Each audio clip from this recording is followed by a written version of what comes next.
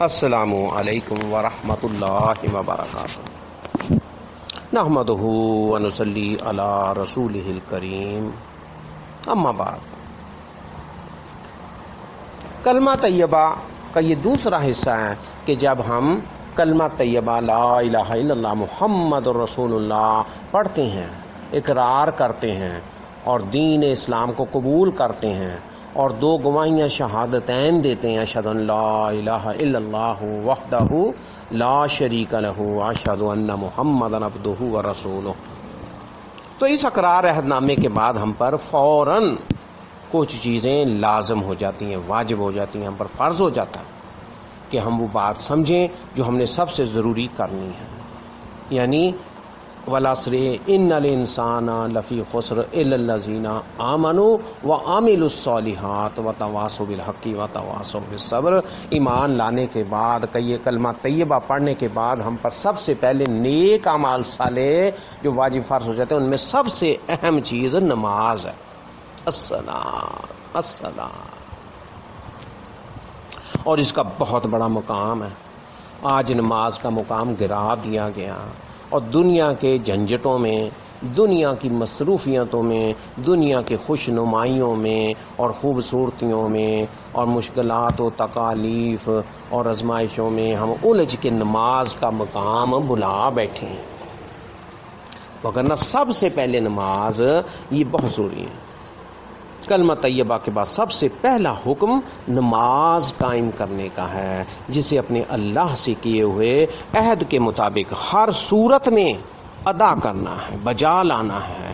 حاکم اعلیٰ کہ کسی بھی حکم سے انکار یا لاپرواہی کا نتیجہ بدبختی اور بربادی، اس کے سوا کچھ نہیں۔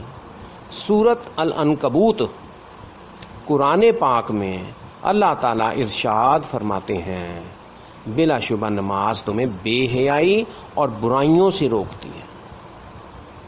وہ برائیاں جو اعمال صالحہ ہیں جن کا وزن ہونا ہے، اس بارے میں پہلے حصے میں بیان ہوا تھا کہ ہر عمل کا وزن ہونا ہے، اچھا ہو یا برا۔ تو کیا فرمایا؟ نماز بے حیائی اور برائی سے روکتی ہے، آیت نمبر 43 سورۃ عنکبوت میں یہ بیان کیا گیا۔ کوئی شک نہیں کہ نماز تمہیں بے حیائی اور برائی سے روکتی ہے، اس میں کوئی شک نہیں کہ نماز اگر قائم کی ہے، نمازی ہیں اور صلاۃ وقت پر صحیح پڑھی جا رہی ہے اور سنت کے مطابق ادا ہو رہی ہے، تو وہ بے شک بے حیائی اور برائی سے بچائے گی، روکتی ہے اسے۔ نماز کا سب سے بڑا انعام اور ثواب تو یہی ہے کہ انسان بے حیائی اور برائیوں سے بچ جائے۔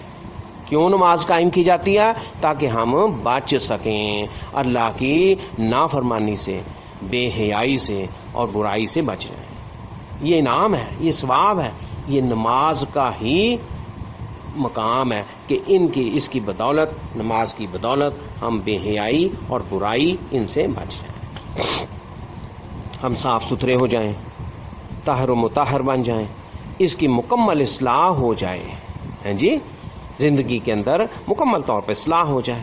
جس معاشرے میں ایسے لوگ ہوں وہی دارالامان ہوگا، وہ معاشرہ صاف ستھرا ہو جائے گا، ہیں جی۔ انسان کی تعلیم، رہنمائی اور اصلاح کے لیے اللہ تعالیٰ نے اپنے خاص بندے نبی ذیشان، نبی مکرم صلی اللہ علیہ وسلم آخری نبی اور رسول بنا کر بھیجے، اور اس سے پہلے بہت سے انبیاء کرام آئے، بہت سے رسول بھیجے جنہوں نے پوری دیانتداری کے ساتھ لوگوں تک تعلیم پہنچائی، بلکہ ہمارے نبی صلی اللہ علیہ وسلم نے ان تعلیمات پر تو پوری طرح سے بآسان طریقہ عمل کر کے ہمیں بتایا، صحیح طور پر تعلیمات پر پورا عمل کر کے ہمیں بتایا۔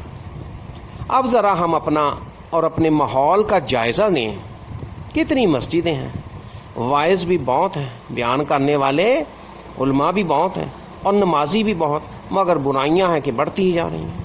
خود نماز پڑھنے والوں میں بہت سی برائیاں، نمازیں بے اثر ہیں، اللہ کا کلام تو نعوذ باللہ غلط نہیں ہو سکتا، اور نہ ہی ابس فضول یعنی ہو سکتا ہے، تو یہ اللہ کا کلام سچا اور صحیح ہے، ایسی بے اثر نمازوں کی مثال اس طرح ہے، اگر کسی مریض پر کوئی دعا ہی اثر نہ کرے تو وہ ڈاکٹر سے کہتا ہے کہ یہ تو دعا نہیں، شاید پانی میں لال پیلا رنگ ملا کر دیا ہے جی، یہ بدل دو۔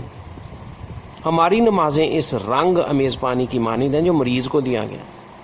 نماز کی صحیح روح کو پانے کے لیے مندرجہ ذیل نکات ذہن میں رکھے جائیں تو صحیح نتائج برآمد ہوں گے اور انسان کی فلاح یقینی ہوگی۔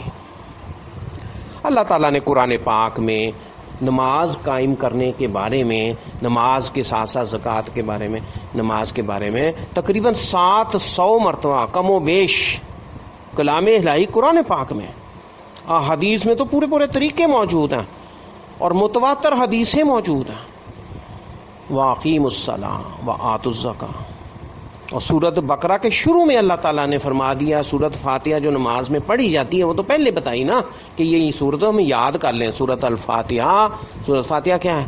اعوذ باللہ من الشیطان الرجیم، یہ سورۃ نماز ہی ہے۔ الحمد للہ رب العالمین الرحمن الرحیم مالک یوم الدین ایاک نعبد و ایاک نستعین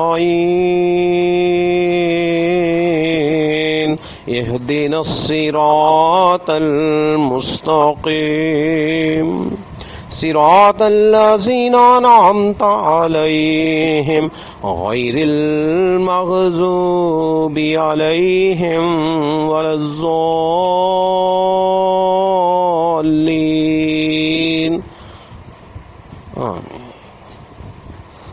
یہ سورت نماز ہے، سورت الفاتحہ، یہ قرآن کا پہلا حصہ ہے، سب سے پہلے یہ بتائی گئی ہے، یہ یاد کروائی گئی ہے، ہمیں زبانی یاد ہوتی ہے، اکثر لوگوں کو نہیں، وہ یاد کر لیں۔ اس کے بعد سورت البقرہ میں اللہ تعالیٰ نے یہی صفتیں بتائی ہیں۔ سورت البقرہ میں پہلی آیات میں، پہلی 3 4 5 آیات کے اندر یہ حکم دے دیا گیا کہ وہ نماز کو قائم کرتے ہیں۔ کیا فرمایا؟ الف لام میم ذالک الکتاب لا ریب فیہ ھدی للمتقین الذین یؤمنون بالغیب ویقیمون الصلاۃ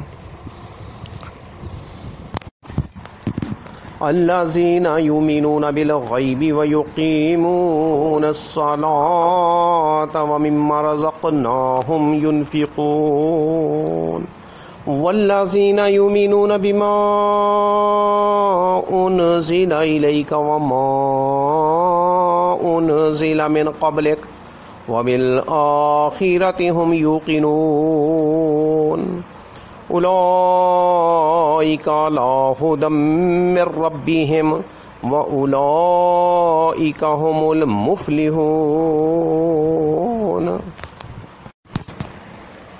اللہ جل شانہ اس کتاب ذیشان عالی شان کتاب قرآن حکیم میں اللہ تعالیٰ نے یہ شروع میں قرآن پاک میں ہیں جی کہ اس قرآن میں کوئی شک نہیں، اور یہ ہدایت ہے، سراپا ہدایت ہے متقین کے لیے۔ متقین کون ہے بھئی؟ تقویٰ کس کو حاصل ہوگا؟ مومن کون ہوگا؟ یہی بتایا جا رہا ہے۔ اور نماز قائم کرنے کا مقصد کیا ہے؟ کہ ہم برائیوں سے، بے حیائی سے بچ جائیں، تو اس لیے متقی ان چیزوں سے بچا ہوا ہوتا ہے۔ تو کیا فرمایا؟ الذین یؤمنون بالغیب، کہ وہ غیب کے ساتھ یقین لاتا، ایمان لاتا ہے۔ وہ انسان جو کلمہ طیبہ پڑھ لیتا ہے، متقی مومن بننے کی کوشش میں ہوتا ہے جی، اس کو کیا کرنا چاہیے؟ الذین یؤمنون بالغیب، وہ غیب پر یقین لائے، غیب کے ساتھ یقین رکھتا ہے کہ جو چیزیں ہمیں نظر نہیں آ رہی، جنت ہے، دوزخ ہے، آگ ہے بھڑکتی ہوئی، اسی طرح اللہ جل شانہ ہے، اور آج تو نبی پاک صلی اللہ علیہ وسلم بھی موجود نہیں ہے چونکہ جی، یہ یقین رکھے ہم نے نہ دیکھے ہوئے باوجود، نہ دیکھنے کے باوجود بھی ان پر یقین اور ایمان لانا۔ وہ غیب پر یعنی اللہ تعالیٰ پر یقین ایمان لاتا۔ وَيُقِيمُونَ الصَّلَاةَ، یہاں پر آ گیا نا بات، یہ بات اصل ہے اور اللہ تعالیٰ کا حکم ہے اور اللہ تعالیٰ کا فرمان ہے کہ وَيُقِيمُونَ الصَّلَاةَ، کہ مومن متقی جو ایمان اسلام میں داخل ہو گئے اب انہوں نے نماز قائم کرنی ہے، وَمِمَّا رَزَقْنَاهُمْ يُنْفِقُونَ، اور کچھ خرچ کرنا اللہ کے راستے میں، رزق جو اللہ نے دیا ہے، جو پھل ہے، فروٹ ہے، جناس ہے، روٹی ہے، پانی ہے، چیزیں ہیں، پیسے ہیں، گندم ہے، کوئی کچھ ہے جی، وَمِمَّا رَزَقْنَاهُمْ يُنْفِقُونَ، جو اللہ تعالیٰ نے دیا، کسی کے پاس لباس ہے، اور پھر اور زیادہ اس مفہوم کو کھولا جاتا ہے کہ کسی کے پاس وقت ہے، علم ہے، اور یہ ساری چیزیں ہیں، رزق ہے، وہ اللہ کے راستے میں اس میں سے خرچ کرتے رہتے ہیں۔ وَالَّذِينَ يُؤْمِنُونَ، اور وہ اس بات پر ایمان یقین لاتے ہیں کہ اس کے ساتھ ایمان رکھتے ہیں بما انزل الیک، جو نازل ہوا نبی پاک صلی اللہ علیہ وسلم پر، وما انزل من قبلک، اور ان سے پہلے کی جو کتابیں ہیں، جو کچھ بھی پہلے نازل ہوا، صحیفہ ابراہیمی ہے، تورات ہے، انجیل ہے، اور دیگر ایسی کتب الہیہ ہیں، ان پر بھی وہ یقین اور ایمان رکھتے ہیں کہ وہ اللہ تعالیٰ کی طرف سے ہیں، وہ من جانب اللہ ہیں، وَبِالْآخِرَةِ هُمْ يُوقِنُونَ، اور وہ آخرت کے دن پر، یعنی مرنے کے بعد جو زندگی ہے اور آخرت کی زندگی اور قیامت کا دن، ان پر بھی وہ یقین رکھتے ہیں، یوقنون، پکا یقین رکھتے ہیں، ایمان لاتے ہیں کہ وہ قائم ہونے ہیں جی۔ تو یہ ایمان کی باتیں ہیں، اور متقین کی اور مومنوں کی، انہی کے بارے میں اللہ تعالیٰ نے کیا فرمایا، اولئک علی ھدی من ربہم۔ یہ ہم کلمہ طیبہ کیوں پڑھتے ہیں؟ یہ ہدایت میں داخل ہونے کے لیے۔ ہدایت کن کے لیے؟ ان باتوں کے لیے فرمایا کہ وہ غیب پر یقین لاتے ہیں، ایمان رکھتے ہیں جی، اور نماز قائم رکھتے ہیں، اور یہ مما رزقناہم ینفقون، اس میں زکوٰۃ کا بھی ذکر آ گیا، اس میں دیگر جی نوافل اور خرچ کرنا اور رب کے راستے میں انفاق فی سبیل اللہ، وہ سارا اسی میں آ گیا۔ اور وہ جو کتاب ہے قرآن پاک ہے اور اس سے پہلی کتابیں، ان پر بھی یقین رکھتے ایمان لاتے ہیں، اور آخرت کے دن پر وہ بالآخرۃ ہم یوقنون، اور وہ یقین اور ایمان لاتے ہیں آخرت، قیامت پر، قیامت کے دن پر آخرت، تو وہی کامیاب ہے، اور وہی وَأُولَئِکَ هُمُ الْمُفْلِحُونَ، اولئک لا ھدی من ربہم وَأُولَئِکَ هُمُ الْمُفْلِحُونَ۔ تو یہ باتیں بہت اہم ہیں، اور آخرت پر یقین رکھنے کے ساتھ جب ہمیں پتہ ہوگا کہ بھئی ہم یہ کچھ کر رہے ہیں تو ان کا ثواب، اجر، انعام، بدلہ، ہمیں جزا سزا ملنی ہے، وہ آخرت میں ہونی ہے، اس لیے اس پہ یقین رکھتے ہیں، پکا یقین رکھتے ہیں، اور یہ اعمال صالحہ ہیں، غیب پر ایمان لانا اور نماز قائم کرنا۔ تو آج کے اس موضوع میں، اس اہم ترین موضوع میں اللہ تعالیٰ نے جو ہمیں توفیق بخشی ہے جسمانی طور پر بیان کرنے کی اور عمل کرنے کی، اس وجہ سے تو یہ نماز کے بارے میں کچھ بیان ہے، تو اللہ تعالیٰ سے توفیق ہم مانگتے ہوئے اس کو، اپنے موضوع کو شروع کرتے ہیں، اور اس میں کوشش کرتے ہیں کہ ہم کچھ سمجھ سکیں اور کچھ علم ہمیں حاصل ہو جائے۔ آج ہم معاشرے کو دیکھتے نہیں ہیں، مسلمان ہیں، پورے گھرانے ہیں، بچے بچیاں ہیں، فیملیاں ہیں، بابے ہیں، بزرگ ہیں، مائیاں ہیں، بیٹیاں ہیں، عورتیں ہیں، سارا کچھ ہے گھروں میں، لیکن نماز کا حالت دیکھیں۔ پہلی بات تو ہے کہ صحت ہی ایسی ہے کہ وہ پڑھنے سے ہی بیزار ہیں، کسی کو کوئی بیماریاں ہیں، کسی کو کوئی بیماریاں، طرح طرح کی آزمائشیں ہیں، یہ لاحق ہوئی ہوئی ہیں جو معاشرے میں جی، اور دیگر برائیاں اور رسمیاں اس قسم کی ہیں کہ اللہ ہی اللہ۔ تو بس اب یہ چیزیں ہم اپنے معاشرے کے اندر عام دیکھ رہے ہیں جی۔ تو اس سے کیا ہوتا، نمازیں اگر کوئی پڑھ بھی تو وہ بے اثر سی ہیں۔ تو اس وجہ سے ہم یہ کچھ گزارش کریں گے کہ ان چیزوں کو ہم صحیح سمجھیں اور ان پر عمل کریں، اور اس طرف گامزن ہوں کہ ہماری یہ چیزیں اللہ کے ہاں مقبولیت حاصل کر لیں ہیں جی۔ تو اس سے ہمیں اچھے نتائج برآمد ہوں اور انسان ہم فلاح ہماری یقینی ہو جائے۔ تو نماز کی صحیح روح پانے کے لیے کچھ نکات ذہن میں رکھے جائیں تو ہی صحیح نتائج برآمد ہوں گے اور انسان کی فلاح اور کامیابی اور منزل حقیقی یقینی ہو جائے گی۔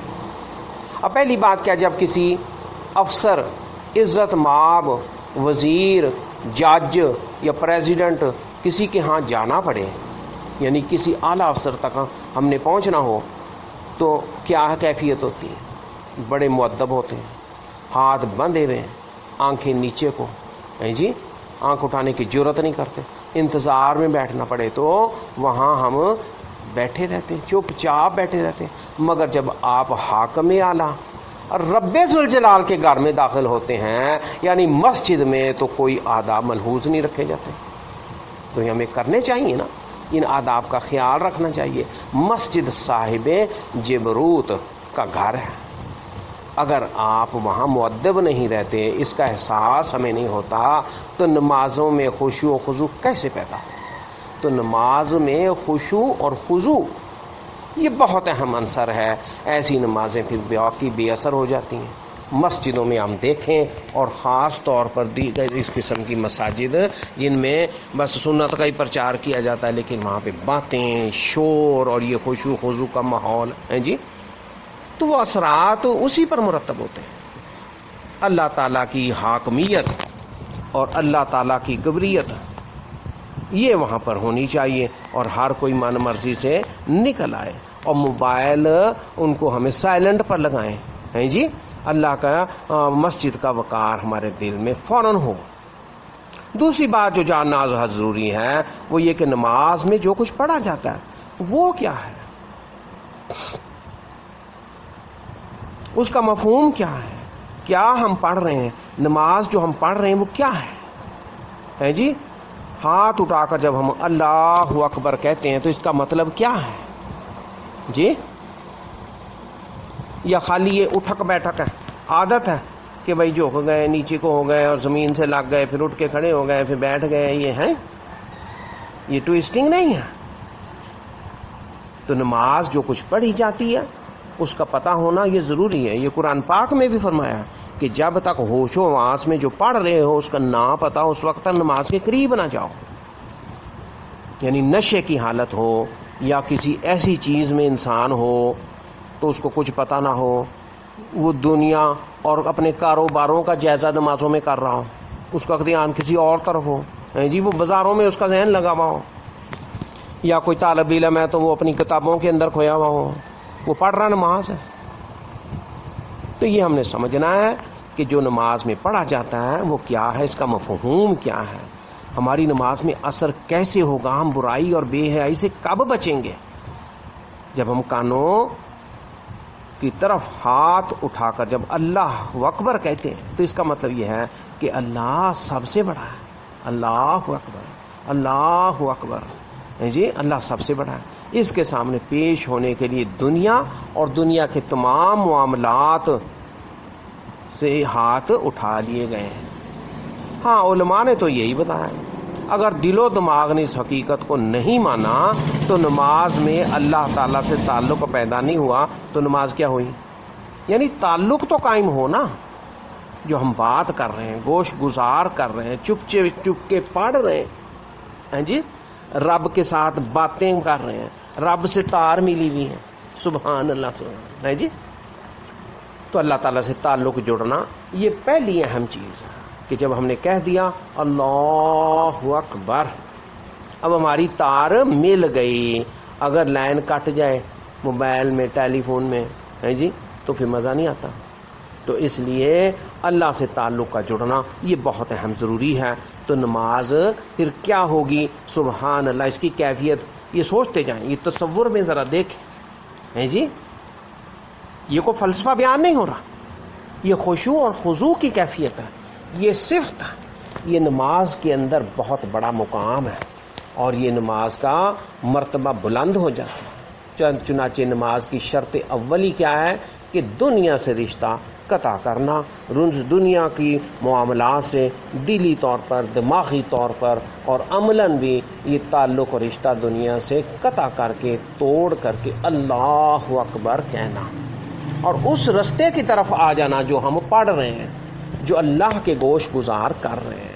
یعنی ہم قیام کی حالت میں ہوتے ہیں، ہم اللہ کی حمد و ثنا کر رہے ہوتے ہیں، اللہ کی تعریفات بیان کر رہے ہوتے ہیں، سبحانک اللہم و بحمدک یہ پڑھ رہے ہوتے ہیں، حمد و ثنا پڑھ رہے ہوتے ہیں، پھر اس کے بعد ہیں جی اللہ کے حضور پناہ طلب کر رہے ہوتے ہیں، اور شیطان مردود سے بچنے کے لیے اللہ سے منت سماجت دعا کر رہے ہوتے ہیں، اور پھر اللہ کا نام لے کر شروع کر رہے ہوتے ہیں، اور پھر سورۃ فاتحہ پڑھتے ہیں۔ سبحان اللہ سبحان اللہ، مگر ہمارا ذہن اور تعلق اور دماغ اور رخ دھیان سبحان اللہ ماشاء اللہ بہت سے ایسے ہیں جو بہت اعلیٰ نماز کی طرف راغب ہوتے ہیں، اور دنیا سے کنارہ کش ہو کے کتنی کی نماز ہوگی، کتنی کی دیر کا تعلق ہوگی، یہ رشتہ دنیا سے کتنے کی دیر ٹوٹا، 10 منٹ 15 منٹ 5 منٹ 4 منٹ حد 20 منٹ تک لگا لو بھائی، 20 منٹ تک اتنی لمبی نماز تو آج کوئی نہیں پڑھتا ہے جی۔ تو قیام کی حالت میں قیام کو ہمیں بڑا خشوع و خضوع سے ادا کرنا ہے، وَأَقِیمُوا الصَّلَاةَ نماز کا قائم کرنا وہ فرض ہے، یہ اللہ تعالیٰ نے حکم دیا، اور اس میں قیام جو ہے وہ واجب ہے اور رکن ہے نماز کا، اور جیسے کہتے ہیں نا کہ بھائی جیسے حج کے اندر ہے جی عرفات میں ہونا، عرفہ کا دن اہمیت رکھتا ہے، تو کسی بھی چیز کا رکن جو ہے وہ بہت ضروری ہوتا ہے، اس رکن کے بغیر مفقود ہو جاتی ہے وہ چیز۔ تو نماز میں قیام استثنائی کیفیتیں علیحدہ ہیں، بیمار ہے، کوئی مجبوری ہے، کوئی کرسی پہ ہے وغیرہ، تو لیکن وہ حالت قیام میں ہی ہوگا، تو لیکن بہترین افضل قیام کیا، کھڑے ہو جانا اور سب چیزیں چاڑ کر کھڑے ہو جانا، اور اللہ کے رستے میں اور نماز میں حمد و ثنا کے بعد سورۃ فاتحہ زبان سے پڑھنا جی، سورۃ فاتحہ الحمد شریف پوری پڑھنا، چپ کر کے نہیں کھڑے ہو جانا، بھئی امام پڑھ رہا ہے آپ نے بھی پڑھنی ہے، آپ خاموشی سے پڑھ لیں، آہستہ پڑھ لیں، تو یہ بہت ضروری باتیں ہیں، یہ اللہ تعالیٰ نے صورت نماز سب سے پہلے قرآن میں نازل کی ہے، بیان ہوئی ہے اور لکھی ہوئی ہے، آج قرآن موجود ہے، یہ نماز کی اصل روح ہے۔ سورۃ فاتحہ، یہ سورۃ فاتحہ کو فرمایا گیا کہ اس کے بغیر نماز نہیں ہوتی، باقی دیگر فقہ ہیں، فلسفے ہیں، بیان کیے گئے ہیں، لیکن یہاں تک کئیوں نے کہہ دیا کہ منہ میں گرم کنکریاں ڈالیں گی اگر جماعت کے پیچھے امام کے پیچھے پڑھتے ہیں، تو اس کی کوئی حدیث کی دلیل نہیں ہے کہ گرم کنکریاں ڈالی جائیں گی، کولے گرم ڈالے جائیں گے یا کوئی اس قسم کی باتیں نہیں، لیکن پڑھنے کے بارے میں حکمن بہت سی متواتر حدیثیں موجود ہیں۔ تو جز رفع دین کے ساتھ نماز کی حیثیت امام بخاری نے پوری بیان کی ہے جی۔ تو قیام میں حمد و ثنا کرنا اور تعوذ پڑھنا اور بسم اللہ پڑھنا اور سورۃ فاتحہ پوری پڑھنا اور اس کے بعد قرات پڑھنا، فرض نماز کے اندر یہ چیزیں آپ نے فرمایا کہ بھئی جب جماعت میں ہو، امام پڑھ رہا ہو تو سورۃ فاتحہ کے علاوہ کچھ نہ پڑھو، سورۃ فاتحہ تک پڑھو، تو یہی نماز کی اصل روح ہے، یعنی سورۃ فاتحہ کا پڑھا جانا اور قیام یہ نماز کی اصل روح ہے۔ سورۃ فاتحہ کو ہم 3 حصوں میں تقسیم کر لیتے ہیں، سورۃ فاتحہ کو قیام میں جو پڑھی جاتی ہے 3 حصوں میں، پہلے حصے میں اللہ تعالیٰ کی خاص تعریف اور اس کے یوم حساب کا مالک ہونے کا ہم اقرار کرتے ہیں، یہ ہمیں ذہن میں رکھنا چاہیے، یہ فلم یہ دماغ میں سورۃ فاتحہ کی یہ ہمارے تصور میں یہ ہونی چاہیے کہ ہم اللہ کی خاص تعریفیں کر رہے ہیں، اللہ کی شان بیان کر رہے ہیں، الحمدللہ رب العالمین، والرحمن ہے، الرحیم ہے، پھر اس کے بعد مالک یوم الدین کہ جو کچھ بھی ہم پڑھ رہے ہیں یوم حساب کا وہ مالک ہونا اور یوم حساب کا وہ مالک ہونے کا ہم اس کا اقرار کر رہے ہیں۔ دوسرے حصے میں آتے ہیں، اس میں اللہ تعالیٰ سے عہد کیا جاتا ہے۔ پہلے حصے میں کیا ہوتا ہے، خاص اللہ کی حمد و ثنا تعریفیں کی جاتی ہیں اور اس کے یوم حساب کا مالک ہونے کا ہم اقرار کر رہے ہوتے ہیں قیام کے اندر جب سورۃ فاتحہ کا حصہ ہے۔ دوسرے حصے میں اللہ تعالیٰ سے ہم کچھ وعدہ، کچھ عہد کرتے ہیں اور تیسرے حصے میں ہدایت کی دعا کی جاتی ہے. دعا کا مطلب کیا؟ مانگی جاتی ہے، ہدایت طلب کی جاتی ہے. آئیے ذرا ان پر روشنی ڈالتے ہیں، دیکھتے ہیں کہ اللہ تعالیٰ کی جو نماز، اللہ تعالیٰ کی رضا کے لیے جو نماز ہم پڑھ رہے ہیں، اس کے ان 3 حصوں کو کس طرح سے ہم سورۃ فاتحہ کے اندر، یہ نماز کے حصے نہیں، یہ سورۃ فاتحہ کے حصے ہیں جو قیام میں، نماز میں قیام میں پڑھی جاتی ہے. پہلا حصہ الحمدللہ رب العالمین، یعنی اصل تعریف اس حاکم اعلیٰ کی ہے جو ہر دور میں ہر ذی روح کا پالنے والا ہے. یہ کہنے کے بعد ہمیں یہ حق نہیں پہنچتا کہ اس انداز کی تعریف کسی انسان یا کسی غیر اللہ یا بت یا کسی طاغوت، کسی غیر اللہ کی کریں، چاہے وہ انسان دنیا کی نظر میں کتنا ہی بلند مرتبہ کیوں نہ ہو. ہرگز نہیں یہ کہنا کہ صاحب آپ ہی ہمارے مائی باپ ہیں، آپ ان داتا ہیں، آپ داتا ہیں، آپ ہی ہمارے مولا ہیں، مشکل کشاں ہیں، کسی کو یہ کہنا اور اسی انداز کی دوسری بہت سی باتیں آپ کے الحمدللہ کہنے کی نفی کر دیتی ہیں. سبحان اللہ سبحان اللہ.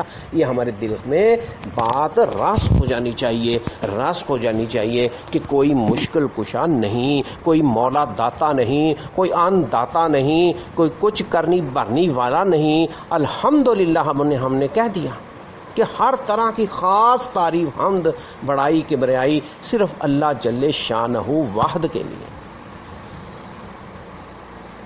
آپ نے اکثر دیکھا ہوگا لوگ جلسوں میں، جلوسوں میں، محفلوں میں، کسی کے اعزاز میں دی گئی پارٹیوں میں بڑے لوگ اور وزیروں اور تجارتوں کے اور ان کی اسی طرح ججوں کے اور وزراء اور صدر وغیرہ کی خدمت میں جو سپاس نامے پیش کرتے ہیں، ان میں اپنے جیسے ایک فانی انسان کی شان میں کیسے بڑے بڑے قصیدے اور ان کی حمد و ثنا تعریفیں بیان کرتے ہیں.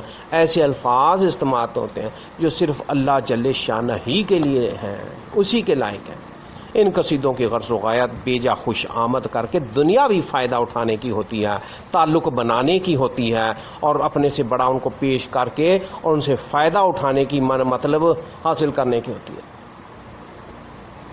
اس طرح یہ سپاس نامے پیش کرنے والے لوگ منافقت کے مرتکب ہو رہے ہوتے ہیں، انسانیت سے بھی یہ گر جاتے ہیں اور الحمدللہ کی نفی کر کے گناہ گار بھی ٹھہرتے ہیں.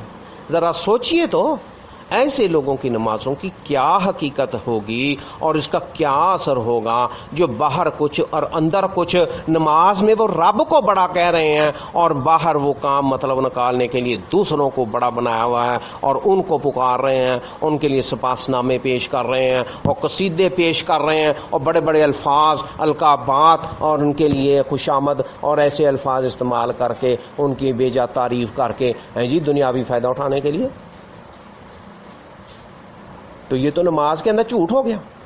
بھئی نماز کے اندر ہم رب عالی شان اللہ جل شانہ کو جی الحمدللہ کہہ رہے ہیں کہ یا اللہ تیرے لیے ہی ہر طرح کی تعریف ہے.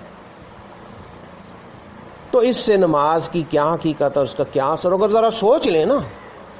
تو ہمارے اندر نفق نہیں ہونا چاہیے. یہ جو چیز ہم کہتے ہیں نفاق جس کو کہہ جاتے ہیں، جو منافقت کی طرف لے جاتا ہے، اندر کچھ اور باہر کچھ، تو اس کا اثر نماز پر ضرور ہوتا ہے.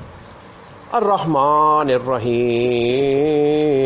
اللہ تعالیٰ بڑا ہی مہربان اور رحمتوں والا ہے. رحیم رحمتوں والا ہے، بہت رحیم ہے، بہت مہربان ہے. اللہ تعالیٰ بہت بڑا مہربان اور رحیم ہے، رحمتوں والا ہے. اللہ تم پر اور تمام انسانوں پر مہربان ہے، تو پھر آپ کو کسی سے خوف زدہ نہیں ہونا چاہیے، ذرا اطمینان رکھنا چاہیے، صبر کے ساتھ جی خوف زدہ نہیں ہونا چاہیے. اور نہ ہی کسی انسان کو حق پہنچتا ہے کہ وہ لوگوں پر ظلم و ستم روا رکھے اور انہیں خوفزدہ کرے. رحمان و رحیم ہم اس کو مانتے ہیں، وہ دیکھتا ہے، وہ ہمارے ساتھ ہے، وہ زندہ ہے، وہ جاگتا ہے، وہ سویا ہوا نہیں. تو یہ بات بہت اہم ہے. نماز میں یہ خشوع خضوع ہونا چاہیے کہ الرحمن الرحیم بڑا مہربان ہے، وہی رحیم ہے، وہی رحمان ہے.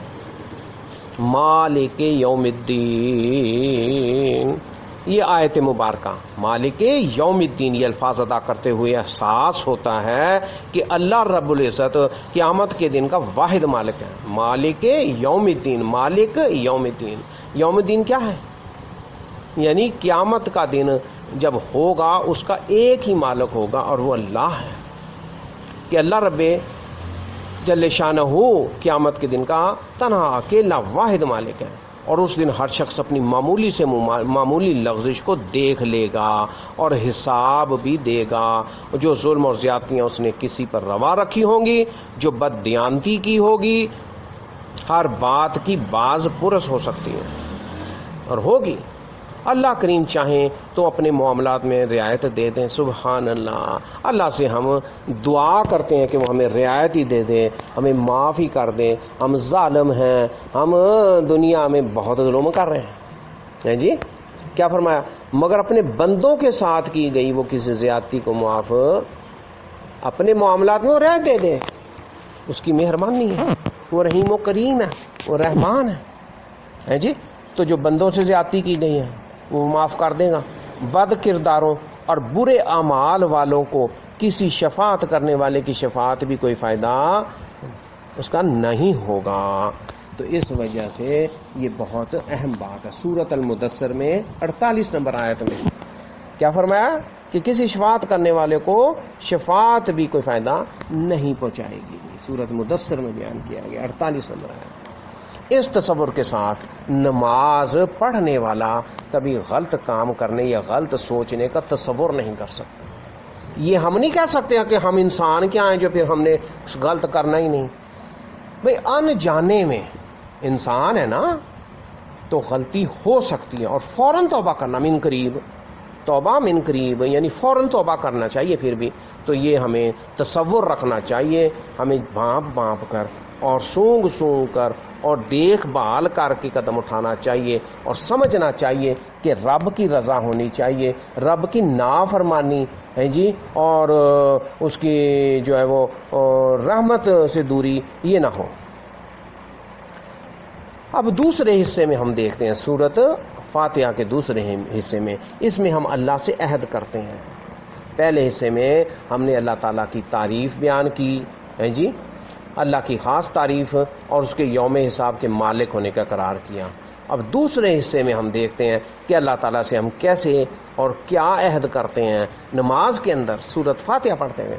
ایاک نعبد و ایاک نستعین، ایاک پہلے لگایا گیا، تاکید کی گئی ہے، ہونا تو چاہیے نعبد و ایاک، تو ایاک نعبد و ایاک نستعین، کیا فرمایا؟ ہم تیری ہی عبادت کرتے ہیں اور تجھ ہی سے مدد چاہتے ہیں۔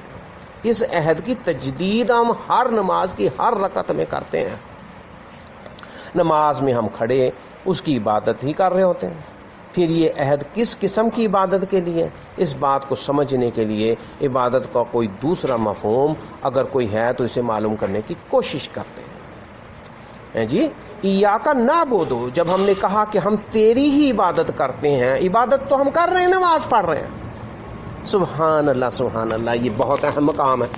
تو لیکن یہاں پہ ہم نے سمجھنا چاہیے نا کہ ہم تیری ہی عبادت کر رہے ہیں۔ عبادت کیا ہے؟ جو لفظ ہم نے کیا نعبد، عبادت کا لفظ عبد سے ہے، یعنی بمانی غلام سے ہے۔ یہ ایک رشتے کا، ایک تعلق کا جو آقا اور مالک اور غلام کے درمیان ہوتا ہے، آقا اور غلام کے درمیان ہے جی۔ آقا جو مالک ہے اور غلام ہے، اس کا بندہ ہے جی، اس کے درمیان یہ اظہار ہے۔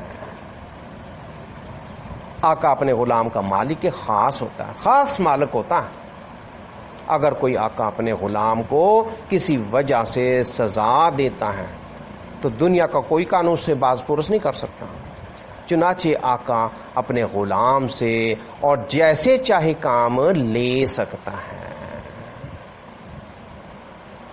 غلام کی مجال نہ ہو کہ انکار کر دیں، تساہل کرے، سستی برتے ہے جی، یا اس کام میں اپنی مرضی شامل کرے، من مرضی کرے، یہ وہ ممکن نہیں اس کے لیے۔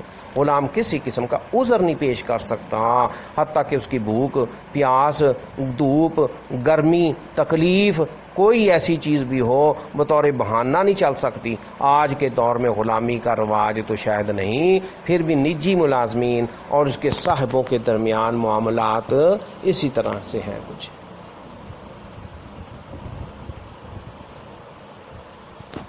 تو اس دور میں دیکھیں نبی پاک صلی اللہ علیہ وسلم کے دور میں جی جو مؤذن رسول تھے حضرت بلال حبشی، ان کی تاریخ پڑھ کے دیکھیں، اس کو دیکھیں جی ان کا جو آقا تھا کس قدر سختی کرتا تھا، جانور کی طرح اس کو جوت کے اور پانی اور چلانا اور چیزیں اور گرمی اور سردی اور اس قسم کے معاملات سخت اس سے لیتا تھا۔ تو نوکر کا آقا کے ساتھ، غلام کا مالک کے ساتھ تعلق یہ ہم نے سمجھنا ہے۔ ایاک نعبد و ایاک نستعین، اس وجہ سے مطلوب یہ ہے کہ ہم سب اللہ کے عبد ہیں، اللہ کے بندے ہیں، غلام ہیں، نوکر ہیں اللہ کے، اور وہ ہمارا آقا آقا اور تنہا اکیلا واحد مالک ہے۔ اور یوں ہم دنیا کے تمام معاملات میں صرف اسی کے بتائے ہوئے طریقے پر، اسی کے حکم پر عمل کرنے کے پابند ہیں، اور بس بصورت دیگر اللہ تعالیٰ سے بغاوت کا الزام عائد ہوگا۔ اپنی من ماہی اور من چاہی اور من مرضی کریں گے، اپنے دل کے مطابق چلنے کی کوشش کریں گے تو بغاوت ہوگی۔ انجام کا اندازہ خود کر لیں۔ یاد دہانی کے لیے چند احکامات خداوندی پیش کیے جاتے ہیں جی۔ پہلا کیا ہے؟ نماز قائم کرو اور زکوٰۃ دو، اقیم الصلاۃ و آتوا الزکاۃ۔ یہ قرآن پاک میں مختصراً بیان کیا جا رہا ہے کہ یہ نماز قائم کرو اور زکوٰۃ دو، یہ اللہ تعالیٰ نے حکم دیا ہوا ہے۔ احکامات خداوندی ہیں، یہ اللہ کے احکام ہے قرآن پاک میں۔ اور دوسرا کیا ہے؟ سود حرام ہے، سود مت لو بلکہ خیرات دو جو اللہ کو پسند ہے، اللہ کو پسند ہے، اللہ کے راستے میں خرچ کرو، اور سود حرام ہے، سود مت لو۔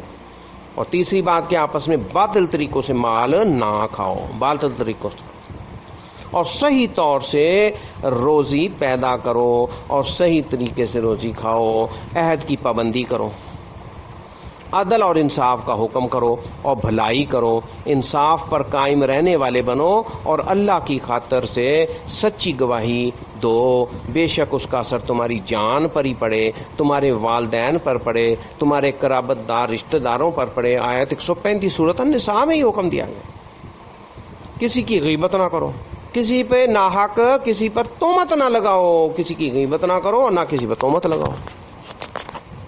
اللہ کی زمین پر فساد نہ پھیلاؤ اور بے حیائی نہ پھیلاؤ، بے حیائی نہ پھیلاؤ، کسی کو ایذا نہ دو اور نہ کسی کو ناحق قتل کرو۔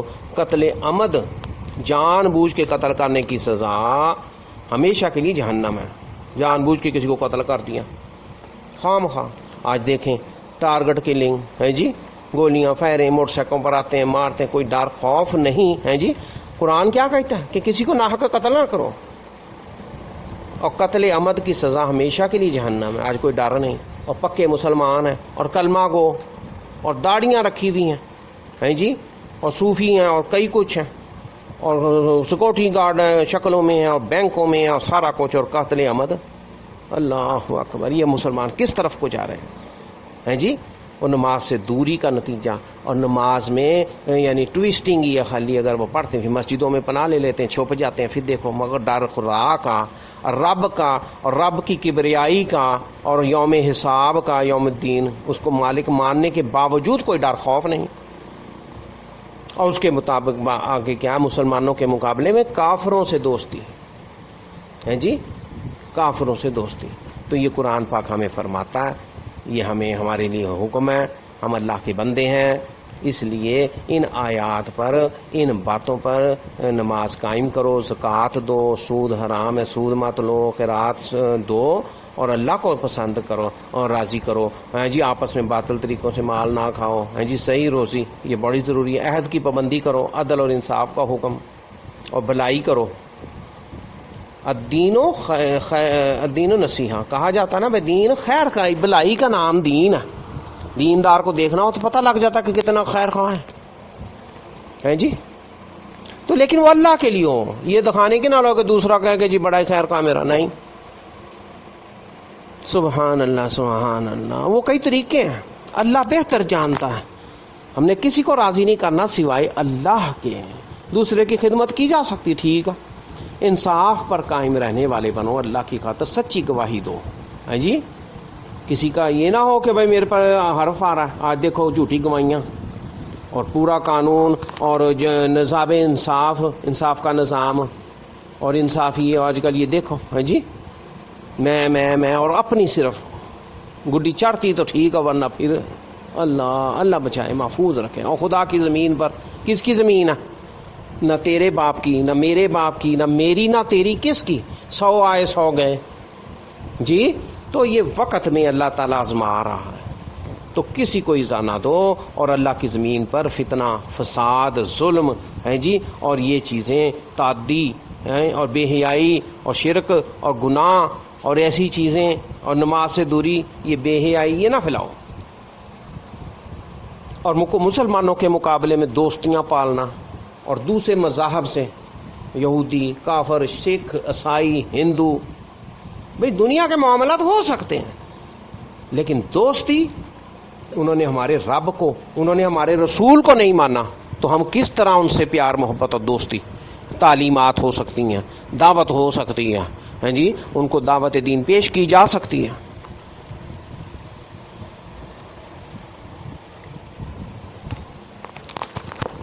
تو یہ بہت اہم باتیں ہیں. یہ سارا ان چیزوں کا نماز سے اثر آتا ہے. نماز میں ہم رب کے ہاں پیش ہوتے ہیں، اللہ سے عہد کرتے ہیں کہ ایاک نعبد و ایاک نستعین، ایاک نعبد و ایاک نستعین.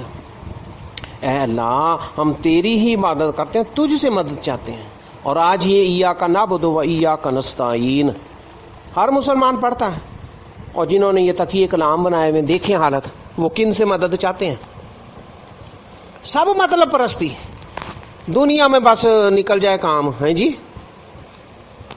اللہ اکبر. اللہ عقل عطا فرما دے اور سمجھنے کی توفیق عطا فرما دے. کوئی کچھ نہیں نفع دے سکتا، کوئی فائدہ نہیں دے سکتا. وَتُعِزُّ مَن تَشَاءُ وَتُذِلُّ مَن تَشَاءُ بِیَدِکَ الْخَیْرُ. اللہ کے ہاتھ میں ہی بھلائی ہے اور کوئی کچھ نہیں دے سکتا. اس بات کو ہم نے سمجھنا. ایاک نستعین، رزق چاہیے، اولاد چاہیے یا اولاد کا سکھ چاہیے، منصب چاہیے، کوئی مرتبہ چاہیے ہے جی، کوئی کچھ چاہیے تو ہم اللہ کی مدد چاہتے ہیں. مگر یہ صرف کہنے کی باتیں آج رہ گئیں جو مسجد اور نماز تک محدود ہیں. ان خواہشات کے لیے ہم ہمیشہ پیروں فقیروں بڑوں اور آستانوں ان کی تلاش میں رہتے ہیں. مزاروں پر جاتے ہیں، چادریں پھول چڑھاتے ہیں اور چڑھاوے چڑھاتے ہیں جی. تو کیا فرق ہے یہ سکھوں کے مذہب میں اور ہمارے اور ہندوؤں کے مذہب میں؟ یہ چادریں اور پھول اور دکھاوے چڑھانے کے لیے عہدوں کے اندر یہ ایسا ہے. وقتی طور پر کہتے ہیں کچھ نہیں ہوتا، اور یہ بڑے بڑے عہدہ دار یہ سب کچھ چڑھاتے ہیں. کیا نبی پاک صلی اللہ علیہ وسلم نے یہ چادریں چڑھائی ہیں، یہ پھول قبروں کے اوپر؟ بھئی ایک انسان مر گیا، اس کی عظمت کے لیے کہ اس کو دفن کر دیا، اب وہ قبر کے اندر ہے تو قبرستان کے اندر کیا حکم دیا گیا؟ ان کے لیے دعا کر دو، فاتحہ پڑھو جا کے. وہ مجبوری مشکل میں ہیں، اب کر کچھ نہیں سکتے، ان کے لیے دعا کی جا سکتی ہے، سورۃ فاتحہ. اب ان کے اوپر کمکمیں لگانا اور پھول اور چادریں چڑھانا اور کرسی بچھا کے بیٹھنا اور اپنے والدین کے لیے. یہ پچھلے دنوں جیسے فوٹو آیا اور صدر پاکستان زرداری صاحب اور ان کی ہمشیرہ جی وہ کرسیوں پر بیٹھے ہیں جی، تو اپنے والدین کے لیے وہاں بیٹھ کے کرسیوں پر قبرستان میں کرسیوں پر بیٹھ کے دعا کر رہے ہیں. انسان اپنی مرضی سے جو کچھ کرنا چاہے وہ اسلام بن جائے گا، وہ طریقہ غلط ہی ہوگا. بھئی آپ دعا کریں قبرستان میں ان کے لیے، وہ مجبور ہیں، وہ بے کس ہیں، وہ تکالیف میں ہیں، اللہ بہتر جانتا ہے، تو آپ ان کے لیے پھر بھی دعا کر دیں بس. اور پھول چڑھانا ہے جی، کمکیل میں لگانا اور ٹھنڈے کولر لگانا ان کی قبروں کے اوپر اور چڑھاوے چڑھانا ہے جی. دراصل ہمارا یقین انہی پر جمتا ہے. مگر شرک کے الزام سے بچنے کے لیے کیا کہتے ہیں کہ صاحب یہ پیر و فقیر مزار میں لیٹے ہوئے ہیں، یہ بزرگ اللہ کے خاص مقرب ہیں اور خاص بندے ہیں، انہوں نے دنیا سے اللہ تعالیٰ ان کا پردہ کیا ہوا ہے. وہ ان کو مردہ سمجھتے ہی نہیں ہے جی. اور پھر کیا کہتے ہیں کہ اللہ تو صرف انہی کی سنتا ہے اور دل میں یہ عقیدہ ہے. اور مدد نماز میں کیا کہتے ہیں؟ ایاک نعبد و ایاک نستعین. نماز میں خشوع خضوع کے لیے یہ بات بیان کی جا رہی ہے اس درس میں، اس لیکچر میں، اس گزارشات میں ہے جی، اس تعلم میں، تعلیمات کے اندر یہ بات بہت اہم ضروری ہے. آج کیا یہی مقصد رہ گیا کہ میرا مطلب نکل جائے، میرا مسئلہ منظر مشکل حل ہو جائے؟ یہ دین اسلام اس کو سمجھا جاتا ہے جی۔ ایاک نعبد و ایاک نستعین۔ آج امریکہ سے مدد طلب کی جا رہی ہے جی، انگریزوں یہودیوں سے مدد طلب کی جا رہی ہے، اور کہتے ہیں کہ کیا کہا جاتا ہے کہ بھئی ہم اللہ کے علاوہ کسی کو یقین نہیں مانتے، کسی کو بڑا مانتے نہیں ہیں۔ سب دھوکہ ہے، وقتی طور پر یہ چیزیں ہیں۔ ایاک نعبد و ایاک نستعین، یہ نماز میں عہد کیا جاتا ہے کہ یا اللہ تجھ سے مدد طلب کریں گے۔ بھئی معاملہ فہمی علیحدہ ہے، کاروباروں کے اندر ہوتا ہے، وہ آپ چیز دیکھتے ہیں، لیکن دل کے اندر یہ چیز ہو اور عملاً اس سے یہ طلب کیا جائے، اور اس طریقے سے بے شک اللہ دنیا میں آ کے مدد نہیں کرتا، لیکن اللہ تعالیٰ دل دیکھتا ہے، اور یہ چیزیں واضح ہیں، اور انسان سب برابر ہیں۔ اللہ تعالیٰ نے تقویٰ کی بدولت ان کے درجے بدرجے ان کے مقرر کیے ہوئے، تو قرآن پاک میں اللہ تعالیٰ کیا فرماتا ہے، ذرا یہ بھی ہم غور کریں۔ وَنَحْنُ اقرب الیہ من حبل الورید۔ اے بندے، ہم اپنے بندے سے اس کی رگے جاں سے بھی زیادہ قریب ہیں۔ سورۃ قاف میں یہ اللہ تعالیٰ نے کیا فرمایا، سمجھے ذرا اس بات کہ اتنا وہ قریب ہے، ہماری شہر کو کتنے کے قریب ہے، کتنے کے دور ہے۔ تو نحن اقرب الیہ من حبل الورید۔ ایک اور جگہ کیا فرمایا، وَإِذَا سَأَلَكَ عِبَادِي عَنِّي فَإِنِّي قَرِيبٌ۔ اور جب میرے بندے میرے بارے میں پوچھیں، پس تحقیق میں ان کے قریب ہی ہوں۔ فَإِنِّي قریب، بالکل پاس ہوں، تمہارے پکارنے سے پہلے تمہارے پاس ہوں۔ وَإِذَا سَأَلَكَ عِبَادِي عَنِّي فَإِنِّي قَرِيبٌ اجیب دعوت الداعی اذا دعان فلیستجیبوا لی ولیؤمنوا بی لعلہم یرشدون۔ پہنچتا ہوں پکارنے والے کی پکار کو، جب وہ مجھے پکارتا ہے تو چاہیے کہ وہ میرا حکم مانے اور مجھ پر یقین کریں، ایمان لائیں، تاکہ وہ ہدایت پائیں۔ سورۃ البقرہ میں آیت نمبر 186۔ وَإِذَا سَأَلَكَ عِبَادِي عَنِّي فَإِنِّي قَرِيبٌ، کہ جب میرے بندے میرے بارے میں پوچھے، پس تحقیق میں ان کے قریب ہی ہوں۔ اجیب دعوت الداعی اذا دعان فلیستجیبوا لی ولیؤمنوا بی لعلہم یرشدون۔ پہنچتا ہوں پکارنے والے کی پکار کو جب وہ مجھے پکارتا ہے۔ آج ہمارے یقین میں کمی ہے، ایمان میں کمی ہے جی، ہمارے فہم میں، ہمارے سمجھنے میں یہ کمی ہے۔ اللہ تعالیٰ تو فرما رہا اجیب دعوت الداعی اذا دعان، کہ میں پکارنے والے کی پکار جب وہ مجھے پکارتا ہے اس کے پہنچتا ہوں، اس کی مدد کرتا ہوں۔ کیوں؟ فرمایا کہ وہ میرا حکم مانے اور مجھ پر یقین کریں، ایمان لائیں، تاکہ وہ ہدایت پا جائیں۔ اور اس کے بعد تیسری ایک اور جگہ کیا فرمایا، وَيَسْتَجِيبُ الَّذِينَ آمَنُوا وَعَمِلُوا الصَّالِحَاتِ وَيَزِيدُوهُم مِّن فَضْلِهِ، اور سنتا ہے ان لوگوں کی جو اللہ پر یقین رکھتے ہیں اور اچھے عمل کرتے ہیں، اور اپنے فضل سے انہیں اور بھی زیادہ دیتا ہے۔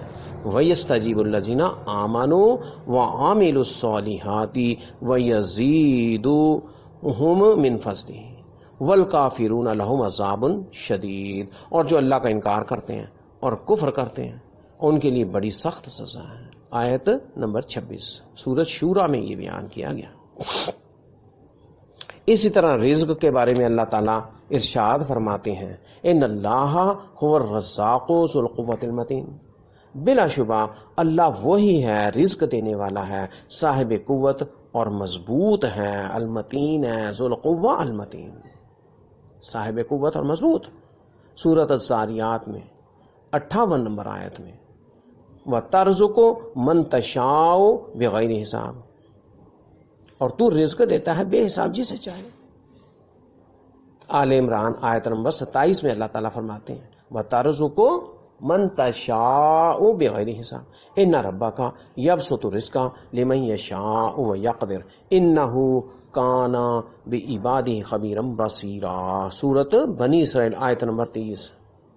کیا فرمایا، بلا شبہ تیرا رب کھول دیتا ہے، بڑھا دیتا ہے رزق جس کے لیے چاہے، اور محدود کر دیتا ہے جس کے لیے چاہے، یقیناً وہ اپنے بندوں کے حال سے باخبر اور دیکھنے والا ہے۔ یہ رزق کے بارے میں اللہ تعالیٰ کھول کر بیان کرتا ہے۔ اسی طرح اولاد کے بارے میں اللہ تعالیٰ ارشاد فرماتے ہیں، ارشاد ربانی ہے، سورۃ الشورى میں فرمایا آیت نمبر 50، للہ ملک السماوات والارض یخلق ما یشاء یہب لمن یشاء اناثا ویہب لمن یشاء الذکور او یزوجہم ذکرانا واناثا ویجعل من یشاء عقیما انہ علیم قدیر۔ واسطے اللہ کے ہیں، بادشاہی آسمانوں کی اور زمین کی، پیدا کرتا ہے جو کچھ چاہتا ہے، دیتا ہے جسے چاہے بیٹیاں اور دیتا ہے جسے چاہے بیٹے۔ یہ سورۃ الشورى میں آیت نمبر 49 اور اس کے بعد 50 میں، یا ملا دیتا ہے بیٹے اور بیٹیاں، یعنی دیتا ہے دونوں کو، دونوں دیتا اور کر دیتا ہے جسے چاہے بانج، یعنی کچھ نہیں دیتا۔ وَيَجْعَلُ مَن يَشَاءُ عَقِيمًا، اور کر دیتا ہے جسے چاہے بانج، کچھ نہیں دیتا۔ إِنَّهُ علیم قدیر، بے شک بلا شبہ وہی جاننے والا قادر مطلق ہے۔ اس آیت کو ہم سمجھ لیں تو آج پیروں پر اور فقیروں پر اور درگاہوں استانوں پر جی ہم چکر نہ کاٹیں، اولاد مانگنے کی نہیں نہ پہنچیں۔ وہی اللہ جو کہہ رہا ہے کہ وَنَحْنُ أَقْرَبُ إِلَيْهِ مِنْ حَبْلِ الْوَرِيدِ، وہی اللہ فرماتا ہے لِلَّهِ مُلْكُ السَّمَاوَاتِ وَالْأَرْضِ، یہ زمین آسمان کا مالک تو اللہ ہے، اس کا بادشاہ کون ہے؟ کون کرنی بھرنی والا ہے؟ یخلق ما یشاء، جو چاہتا ہے وہ کرتا ہے، یہب لمن یشاء اناثا ویہب لمن یشاء الذکور، دیتا ہے جسے چاہے بیٹیاں اور دیتا ہے جسے چاہے بیٹے ہیں جی۔ او یزوجہم ذکرانا و اناثا، یا ملا دیتا ہے بیٹے اور بیٹیاں، یعنی دیتا ہے دونوں اور کر دیتا ہے جسے چاہے بانج، ویجعل من یشاء عقیما انہ علیم قدیر، آیت نمبر 49-50 سورۃ الشورى میں۔ تو یہ رب کا اختیار ہے اولاد کے بارے میں، بیٹے بیٹیاں اور دینا اور نہ دینا، یہ کس کا اختیار ہے؟ تو یہ ارشاد ربانی پیش کیے گئے ہیں، یہ اللہ تعالیٰ نے ہمارے لیے پیش کیے ہیں، یہ مزاروں اور درگاہوں استانوں ہیں جی اور ان کے پاس جانے والوں کے لیے نہیں، یہ مسلمانوں کے اڈے نہیں، ان کو یقین نہیں، یہ پہلے اللہ نے فرمایا للہ ملک السماوات والارض، ہیں جی اللہ کے واسطے ہے بادشاہی آسمانوں اور زمین کی۔ سبحان اللہ، سبحان اللہ، یہ عہد کرنا ہمیں اللہ تعالیٰ ہی نے سمجھایا، اور ہم کسی غیر اللہ کو اپنا حاجت روا اور مشکل کشا نہ مانے۔ جن امور کا قرآن حکیم کے حوالے سے ذکر کیا گیا ہے، اگر کوئی شخص اللہ تعالیٰ کی بجائے کسی غیر اللہ سے رجوع کرتا ہے تو گویا بد عہدی کرتا ہے۔ جو اقرار اس نے باندھا ہے اللہ کے ساتھ اس بات کے اندر کہ وہ اللہ کو پکار کر کہتا ہے اور اللہ سے طلب کرتا ہے اور کہتا ہے ایاک نعبد و ایاک نستعین، اور وہ اولاد کے لیے اور وہ کسی دیگر چیز کے لیے، وہ رزق کے لیے اور وہ دیگر چیزوں کے لیے، مشکلات پریشانیوں کے لیے وہ دوسروں کو پکارتا ہے، تو وہ اللہ تعالیٰ سے بد عہدی نہیں گویا کرتا اور شرک کا مرتکب ہوتا۔ عدالتی زبان میں دو الفاظ استغاثہ اور مستغیث بمعنی فریاد اور فریادی کے استعمال ہوتے ہیں جی، استغاثہ اور مستغیث۔ ان سے ایک اور لفظ غوث بنتا ہے جس کے معنی ہے فریاد سننے والا، اور غوث پاک آج عام لفظ استعمال کیا جاتا ہے کس انسان کو جو اس وقت بھی موجود نہ ہو، زندہ خدا حی قیوم کے سامنے غوث پاک یا غوث العظم یعنی سب سے بڑا فریاد سننے والا کہنا کیسا ہے؟ ذرا غور کر لینا آج ہم کہ ہم نمازی ہیں نہیں، اگر نمازی ہیں بھی تو وہ کس درجے کے ہیں اور ہم کر کیا رہے ہیں، اور اندر کچھ اور باہر کچھ۔ ذرا غور کیجئے اور قلب سلیم سے سوچئے، تو یہ شرکیہ ان باتوں سے، ان بد عہدی سے ہیں تو بچنے کی ہم کوشش کر رہے ہیں، تو یہ کیا ہے؟ آئیے سورۃ فاتحہ کے تیسرے حصے کی طرف۔ اہدنا الصراط المستقیم صراط الذین انعمت علیہم غیر المغضوب علیہم ولا الضالین۔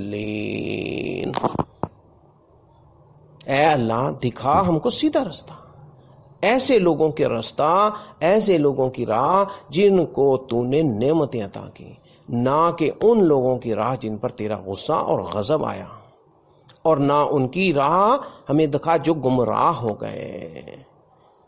یہ ہم نماز میں قیام کی حالت میں جو رکن ہے نماز کا اس میں یہ پڑھتے ہیں اہدنا الصراط المستقیم صراط الذین انعمت علیہم غیر المغضوب علیہم ولا الضالین. امام صاحب بھی پڑھتے ہیں جی، اور پیچھے نمازی بھی پڑھتے ہیں، اور یہ سارے پڑھتے ہیں.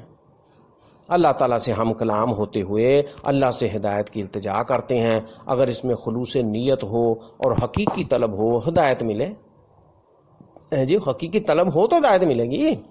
قرآن حکیم کتاب ہدایت ہے، اس کے مطالعے سے ہر اچھی بات سے آگاہی ہوتی ہے، اور اسی کی روشنی میں آپ کا ضمیر ہر وقت اور ہر معاملے میں رہنمائی کر دیتا ہے. ضمیر اب انسان کے اندر سے بلاوا آتا ہے، اندر سے اس کا ریئیکشن فوراً آتا. اگر کوئی شخص اپنی خواہشات کی تکمیل کے لیے اپنے ضمیر کی آواز نہ سنے اور سیدھے راستے سے جس کے لیے وہ نماز میں دعا کرتا ہے، کھڑے ہو کر قیام کی حالت میں رب کو پکار کر کہتا ہے، دعا کرتا ہے، اس سے منہ موڑ لے تو اس کی دعا پھر یہ کیا حقیقت ہوگی؟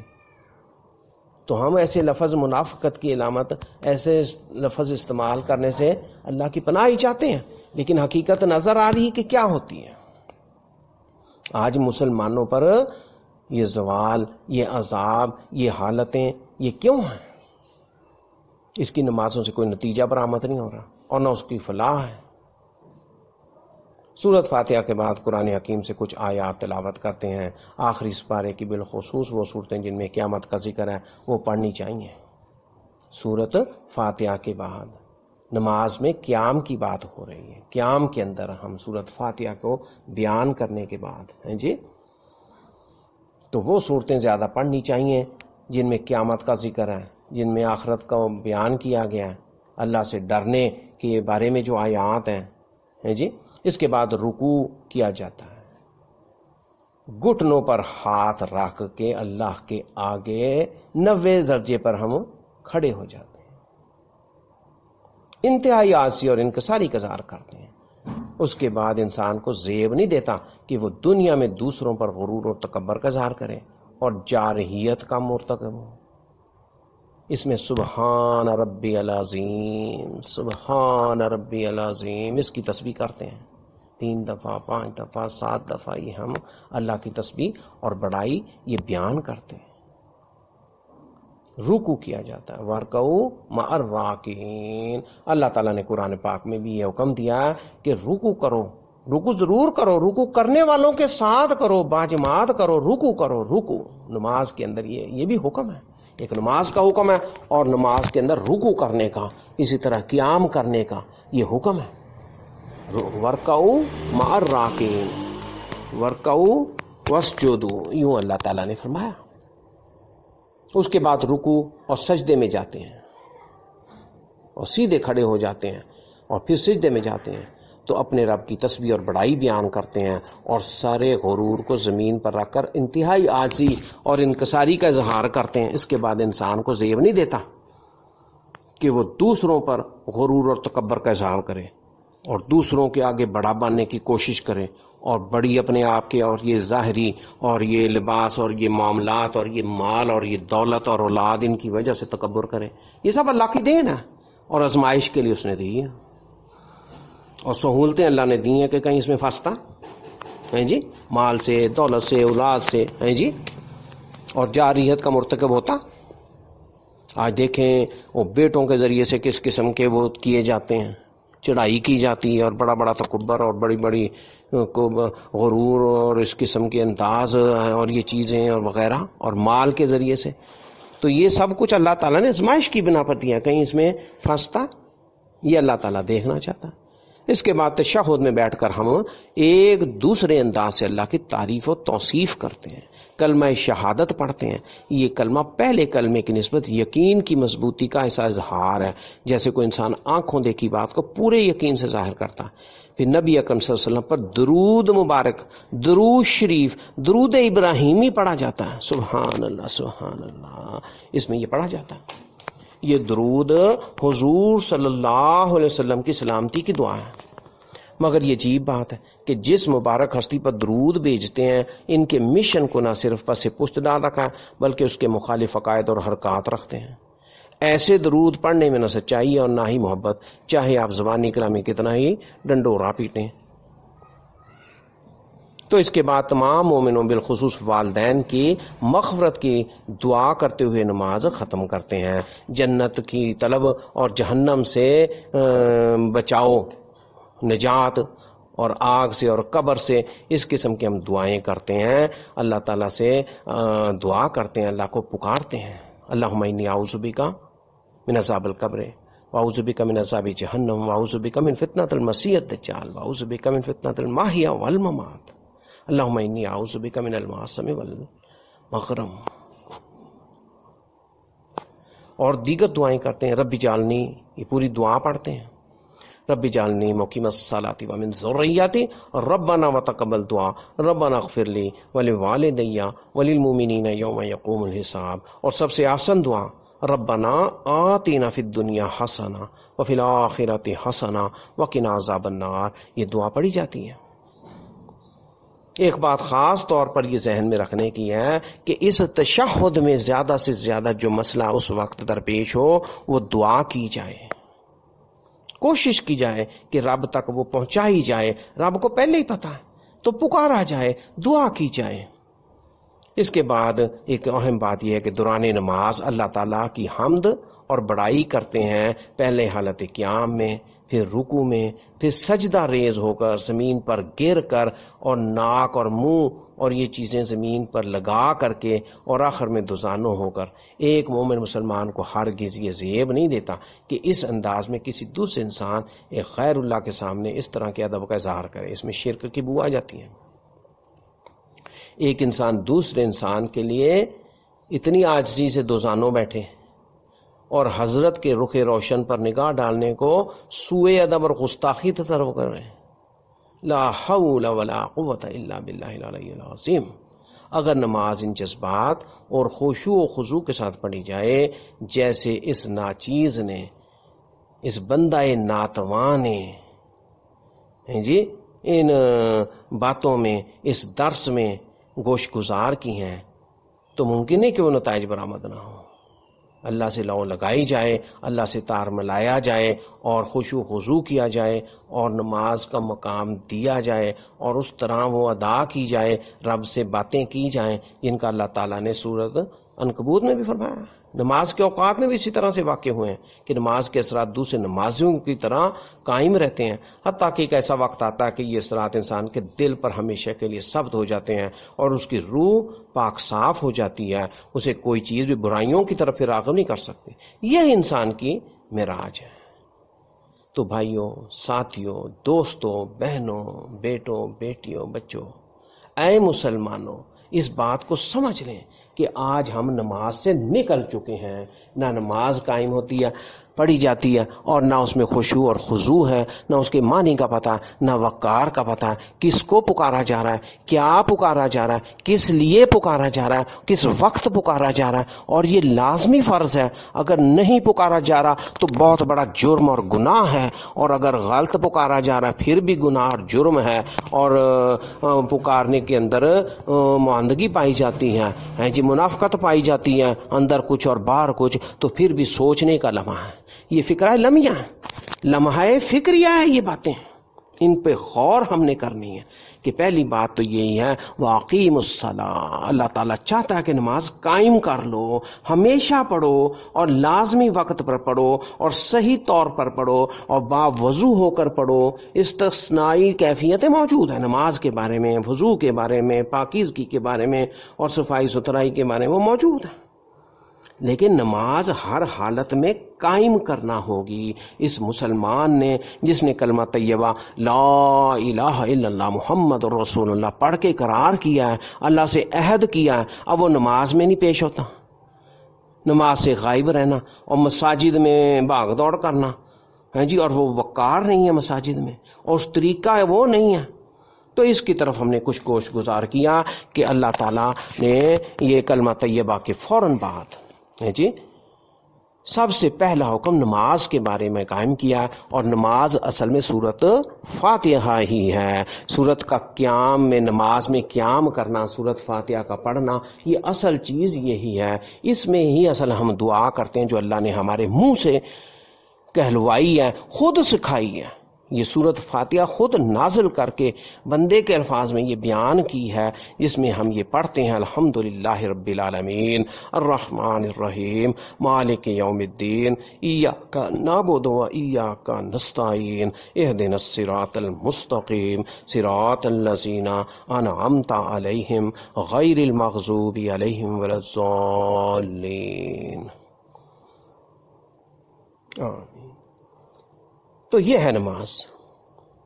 تو اس نماز کی اس کیفیت کے بارے میں یہ اللہ تعالیٰ نے فرمایا سورۃ عنکبوت میں، بلا شبہ نماز تمہیں بے حیائی اور برائیوں سے روکتی ہے۔ یہ 43 نمبر آیت سورۃ عنکبوت میں ہے۔